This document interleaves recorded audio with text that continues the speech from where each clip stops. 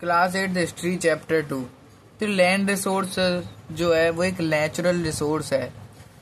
तो लैंड की ओनरशिप या तो किसी कम्युनिटी द्वारा ली गई हो सकती है या फिर प्राइवेट भी हो सकती है। तो जो लैंड है वो अर्थ का 30% ऑफ टोटल एरिया लैंड आता है, बाकी सब पानी पानी है।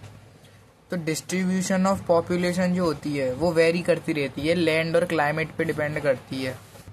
हाई पॉपुलेशन उन एरिया में होता है प्लेन एरिया में, और जहाँ पे रिवर वैलीज होती हैं, और जहाँ पे टोपोग्राफी रग्ड होती है, जहाँ पे माउंटेन होते हैं, और डेजर्ट एरिया यहाँ पे लो पॉपुलेशन होती है।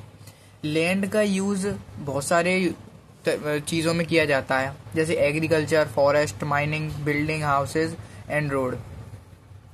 हम लैंड को उसके फिजिकल फीचर्स देख के यूज करते हैं, जैसे जहाँ पे ज़्यादा मिनरल्स होते हैं वहाँ पे हम माइनिंग करेंगे, और जहाँ की टोपोग्राफी अच्छी है वहाँ पे हम एग्रीकल्चर करेंगे। मेजर थ्रेट्स टू एनवायरनमेंट, मतलब एनवायरनमेंट में मेजर थ्रेट्स क्या हो सकते हैं? Expansion of agriculture and constructive activities. तो देखो, लैंडस्लाइड हो जाती है कभी कभी, ठीक है, सॉइल इरोजन हो जाता है, और इसका रीज़न क्या क्या है? अगर ह्यूमन इसके पीछे हो सकते हैं क्योंकि वो पेड़ काटते हैं, और नेचर भी इसके पीछे हो सकता है, वाटर और विंड इरोजन करता है। तो डेजर्टिफिकेशन जो है वो इंडियन लैंड में 28% में से डेजर्टिफिकेशन हो रखा है। इसरो ने ये बोला है कि डेजर्टिफिकेशन और लैंड डिग्रेडेशन ये मतलब एटलस ने ये शो किया है कि पिछले कुछ सालों में ये बहुत ज़्यादा बढ़ चुका है, ये दोनों चीज़ें। नाउ हम लैंड का कंजर्वेशन कैसे कर सकते हैं? तो केमिकल पेस्टिसाइड्स और फर्टिलाइजर्स का यूज़ कम करके एफॉरेस्टेशन को बंद करना चाहिए, पेड़ नहीं काटने चाहिए। तो जो डेजर्टिफिकेशन होता है उसका क्या मतलब होता है?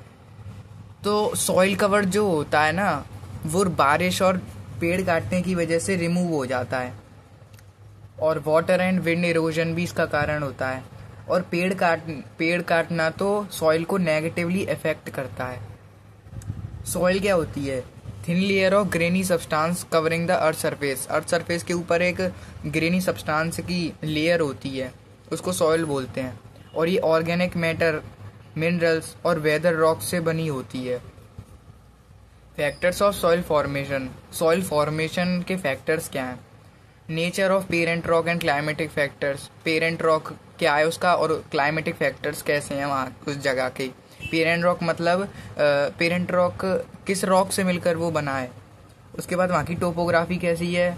Role of organic material, organic material कैसा यूज़ हुआ है उस सॉइल में, और उस सॉइल की कंपोजिशन के लिए टाइम कितना लगा है। तो ये सब डिपेंड करता है, ये सब फैक्टर। तो अर्थ के ऊपर जो वाटर का अमाउंट होता है वो कांस्टेंट होता है, ना तो वो घटाया जा सकता है ना बढ़ाया जा सकता है, क्योंकि वाटर एक रिन्यूएबल नेचुरल रिसोर्स है। वाटर पॉल्यूशन का कॉज क्या होता है?